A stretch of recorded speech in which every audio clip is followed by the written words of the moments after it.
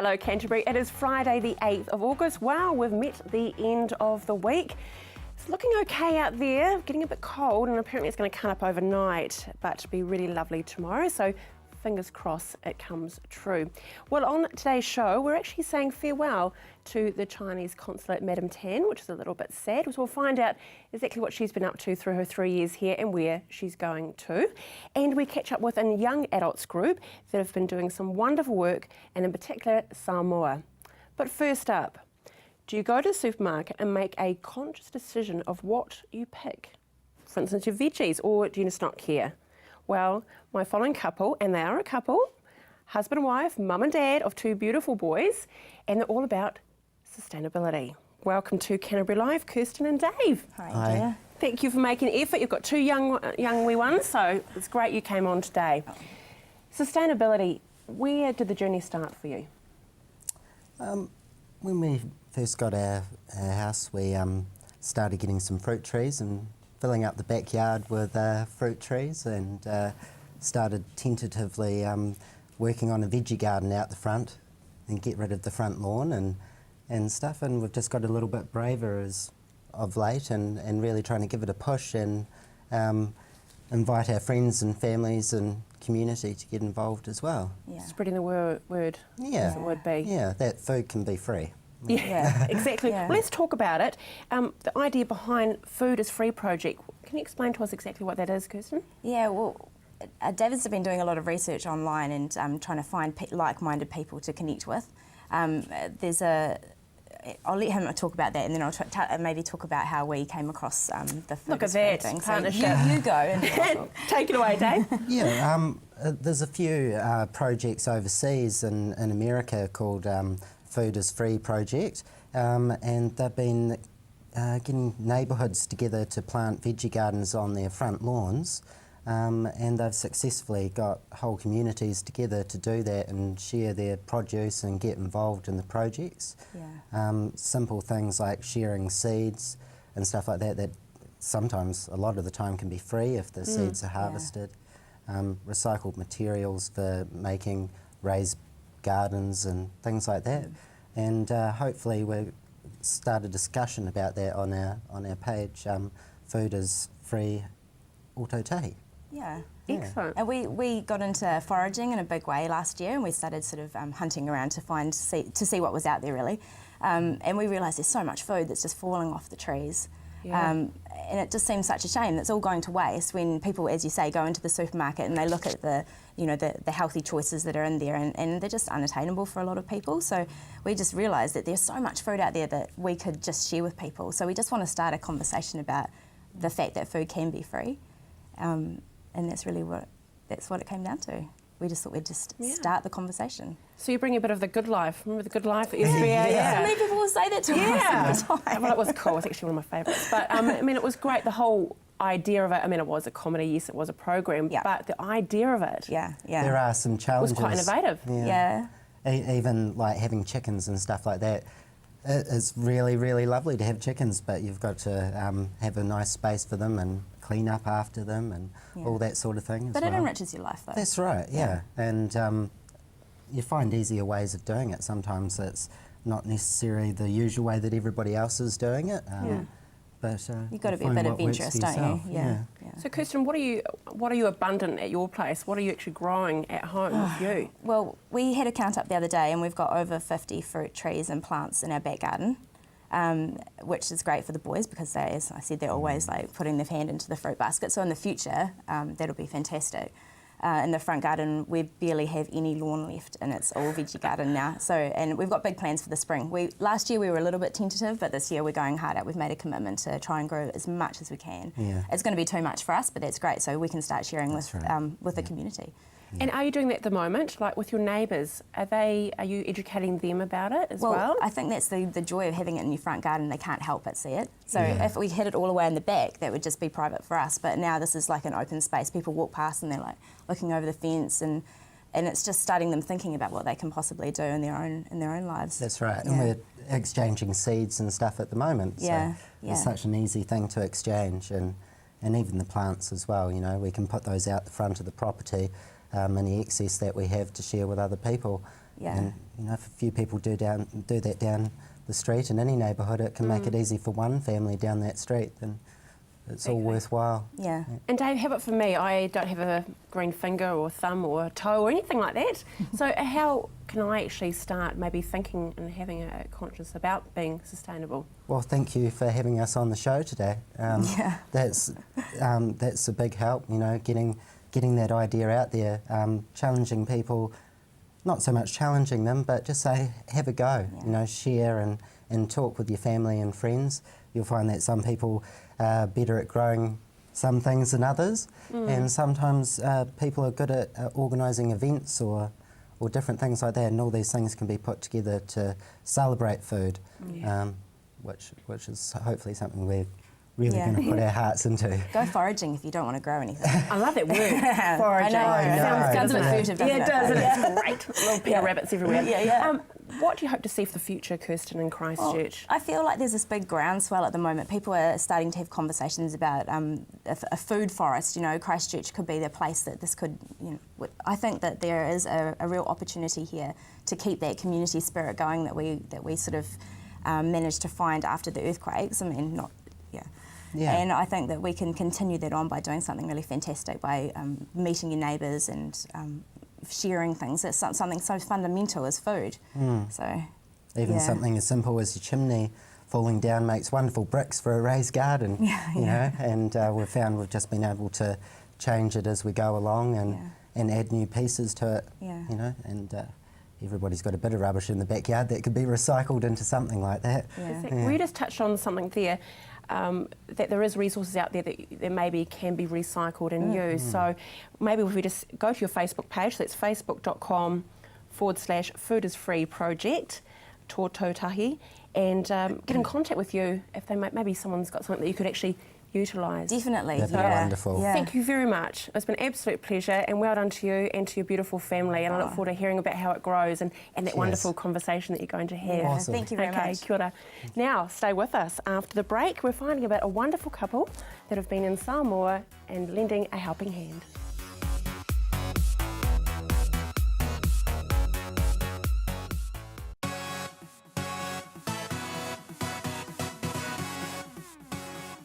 Well, in life, if we can give something back to someone or something, organisation, then I think we're pretty much there.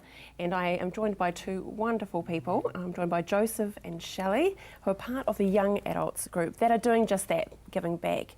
Welcome to Canterbury Live. Thank you. Shelley, you have just recently been to Samoa, I believe. Is that right? We have, yes. Okay, tell us about that.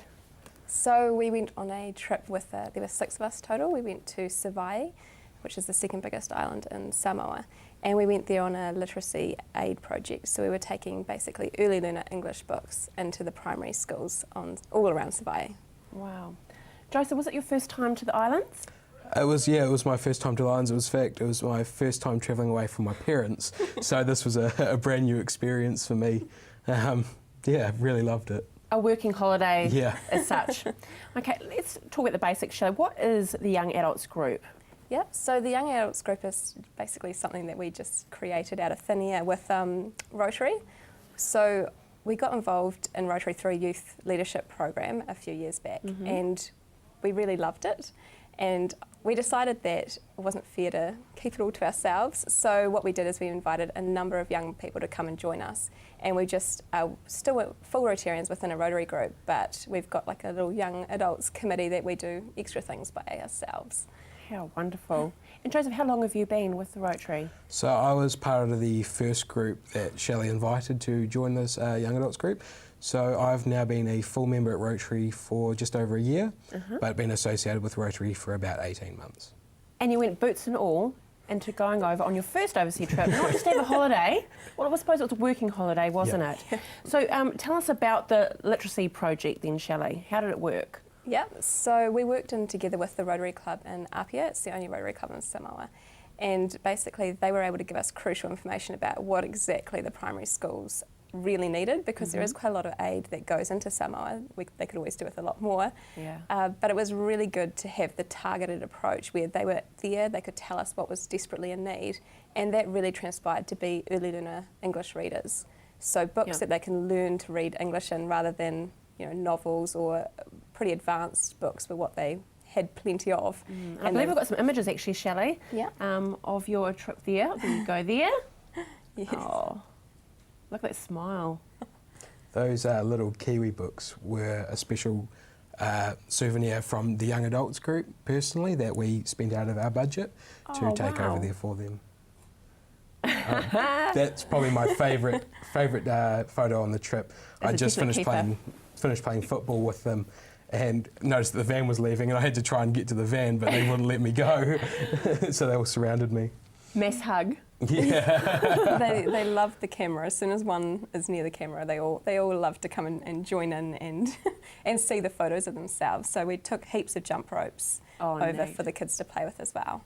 And that's our whole group together as we were boarding the ferry to go to Savoi. Wow. So, yeah. Oh, look at that. We had sports equipment, including volleyballs and some rugby balls, which the Barrington warehouse kindly discounted and donated a lot of goods for us to take over as well, so we could Oh, that's combine very that with kind. the books. Yeah. Yeah. I suppose the surprising thing about this trip was these kids really had no reason to be happy compared to what we believed happiness was. Yeah. Yet, in that whole trip, we never saw one unhappy kid. Yeah. As soon as the camera came out, they were right there. So many books to sort out, which is what that picture is of. Oh my goodness. Sorting them for age groups to make sure that when they went to the schools, there was less pressure on the teachers to try and figure out what age group it should be at, so they were Yeah. pre-sorted for them. Well, Josie, you just touched on something there, happiness. And I suppose it's who are we to judge what one child Exactly. is happy or happy is not without those material things. But reading is, it's a universal rewarding thing for all children. So have you got any feel-good stories that came from it? Well, I suppose my purpose for going over there was, before I'd left, it was to inspire these kids. But I didn't realise myself how much I would take from these kids. There was one boy using, being a young person, I tried to teach him how to take a selfie, and had this kid on my knee, and he just looked so happy, yet compared to my standards of living, he had relatively nothing. Yeah. But he was over the moon that I got this camera out and was trying to teach him how to take a photo of himself. It Makes was it all amazing. real, doesn't it? It does. Yeah, it does. Yeah. Puts things into perspective, really, doesn't it? It does, What's indeed. actually a need or a want. Shelley, what's next? What's next? Well, the young adults we're sticking around. We do a lot of different things, so we'll continue on doing what we're doing. But there's definitely more need in Samoa, Savoi in particular as well, but also the mainland. There will be further literacy projects there, and we are thinking about sending further books next year, whether that's accompanied by a group of us again or whether it's just the books themselves. There will definitely be more going to Samoa. Brilliant. Contact information, we've got an email here, christchurchsouthrotary@gmail.com. Is that the best way to get in touch with you? Yes. Flick us an email and let us know what you're interested in, or if you just want further information, and we'll get back to you. Brilliant. And you're looking for new members? Oh, Rotary's always looking for new members. Exactly. Well, you've got a great forum out there to promote yourself. Thank you to you both, and for being so selfless and giving back. I think, isn't this wonderful that young people talk about young people, but look, here we have two examples of giving it back. Thank you so much. Thanks for having us. Stay with us after the break. A little sad, we say goodbye to Madam Tan.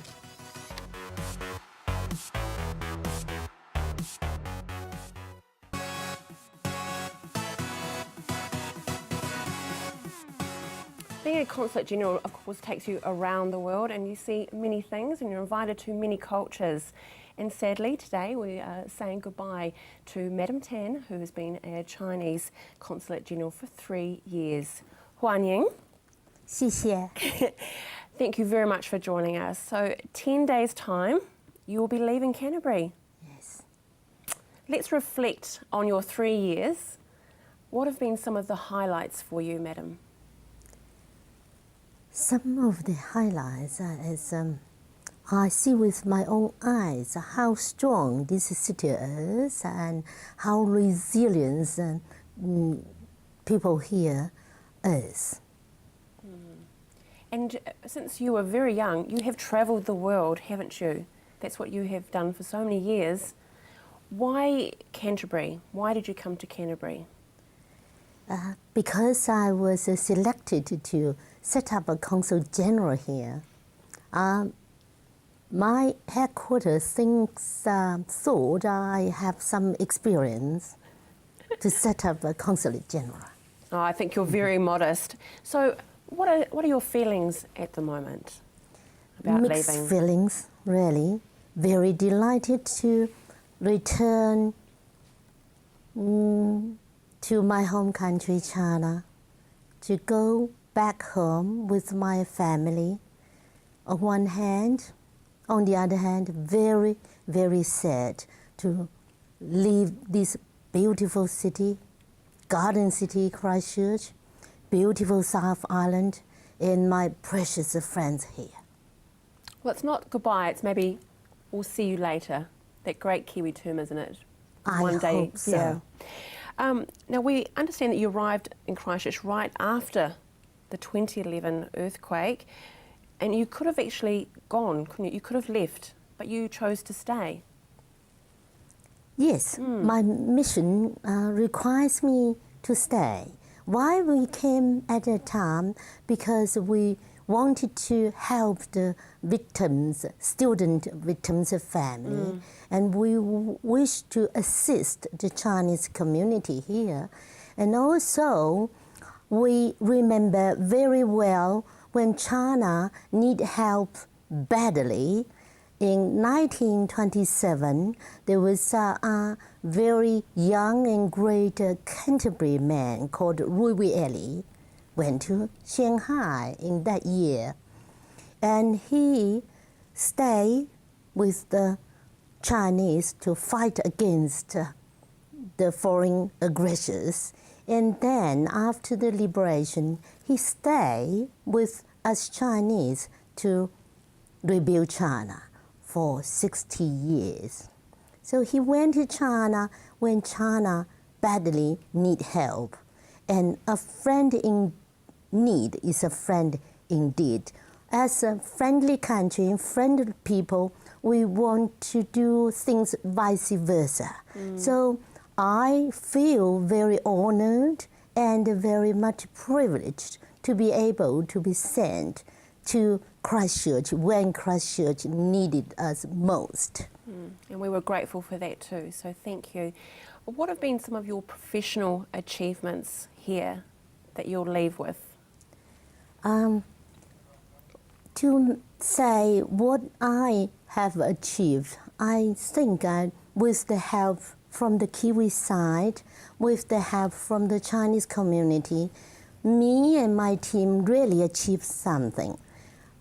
On first hand, we really did a good job to help the victims' family.